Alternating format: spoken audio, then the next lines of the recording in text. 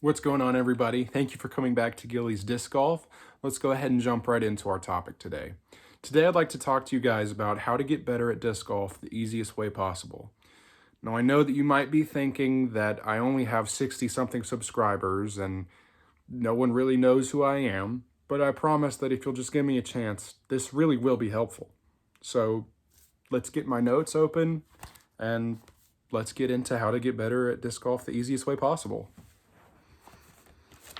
All right, so I'm not good at talking in front of a camera for super long periods of time. Some of you already know this.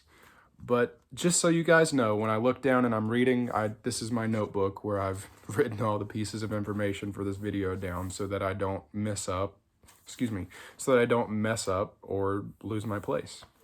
So let's jump right into it. Step number 1 is all about figuring out what area of your game you want to improve. And that's it. Step 1 is super easy. So right now, I really want to improve on my putting. I'm not very good inside of circle 1, but I can get closer to making it in the basket inside of circle 2, which I think is pretty strange. But that probably just means that I need to get better at not carrying all my momentum towards the basket and stepping past my lie when I putt. So how do I do that? Well, I take advantage of step number 2 in this process, and I slow it down. I find my angle and practice it a few times. Like when I'm putting, if you guys ever watch my videos, you'll notice that I'm at the basket. I've got it lined up with the basket. And then I just try to draw a straight line up and down to the basket and just release it and push it forward. And it's kind of like spinning and pushing it at the same time. I like to call it a spush putt. So that's right there. I've already taken you guys through how I find my putt better, how I get closer to the basket just by trying to slow down, drawing that straight up and down imaginary line and just spinning my disc up and down on that line to the basket. So that's the first part of the video, and that's all easy to understand. The more difficult part is steps 3, 4, and 5. Step 3 gets into the reality check of disc golf. Unfortunately, it's not very easy to putt like Paul McBeth, drive like Eagle McMahon, or just play all around disc golf the way that Ricky Wysocki does. I just dropped my notebook, sorry. These guys have had a lot of years of hard work and some talent that they probably don't want to. These guys have had a lot of hard work and talent that they've used to get to the place where they are. Now, I know I said talent, and there's some people that get really good without any talent at all. But those individuals that have talent and hard work together will always do a lot better.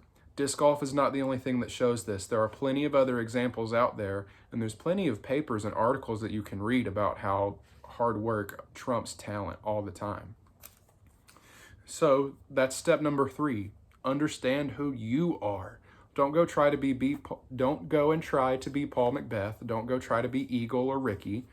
Be you. Understand that you're not those people, and your skill set is not going to match up to theirs, and that's okay. Which is a good segue into step number 4. Take care of your mental game. You're going to get mad at this game at some point. I'm speaking from experience. I think I get mad at disc golf at least once a day. So if you can, look for all the positives in your game. I do this thing where whenever I play with a group of people, I try to find the positives if someone hits a tree or makes any other mistake. Okay, so what was good about that throw? What was good about what they just did? Did they have the right idea? Did the disc land in a lucky spot? Did they hit a tree and still land in the fairway? Those are all really good things that you can look for. And if you look for the positives in your game, it's going to help you process the negatives a lot better. So part number 2 to step 4 is don't bully yourself. Please stop bullying yourself. I know a lot of people that will miss their line or miss their birdie putt by just a few inches and they just explode with the seething, raging anger. How are you going to get better if you're just yelling at yourself all the time? Think about it this way. You have to be your own parent sometimes as an adult, right? You have to be able to say, okay, that behavior wasn't acceptable. We got to fix that. Well, unfortunately, sometimes you got to do that on the disc golf course. Remember that you can't just blurt out in an angry burst. That's not going to work, and it's certainly not going to help your mindset to help you get better at disc golf. You got to be forgiving because you're going to make a lot of mistakes, and you can't hold yourself accountable, or like, you can hold yourself accountable. In fact, you should hold yourself accountable for all your mistakes in disc golf because they are yours and they don't belong to anyone else. But what I mean to say is that you shouldn't bog yourself down with negativity in disc golf because that doesn't make it any easier to get better. Now that pulls us right into step number 5, which is a good conclusion. Have fun. You more than likely started playing disc golf because that first round that you played just felt so much fun. You were so elated to just be able to throw the disc, to just forget about life for a minute and just have fun with some friends. That's what disc golf is all about. That's why I love disc golf. It's fun. You shouldn't be angry about this game. If you can't have fun, then I don't think you should continue to do it. I have fun when I make music, so I still make music. I have fun when I play disc golf, so I still play disc golf. If it's not fun anymore, I think you should really take a step back and reevaluate your approach to disc golf. Is it healthy? Is it fun? Are you getting like good quality of life out of this? Please remember to have fun. I did so good with making no mistakes and then I hit my own camera. All right, guys, that's all that I have for you today. I promised it would be short, and it was. We only made it to just about 7 minutes. Thank you guys for hanging out with me today. I know it was probably a little bit more difficult to pay attention to because all I did was talk, but I still appreciate you guys being here.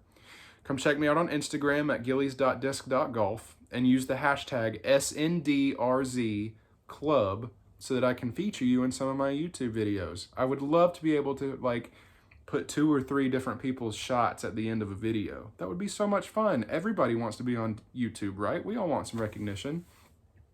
So yeah, come hang out with me on Instagram and please keep coming back here. Give me a like, give me a subscribe, and I'll see you guys again very, very soon.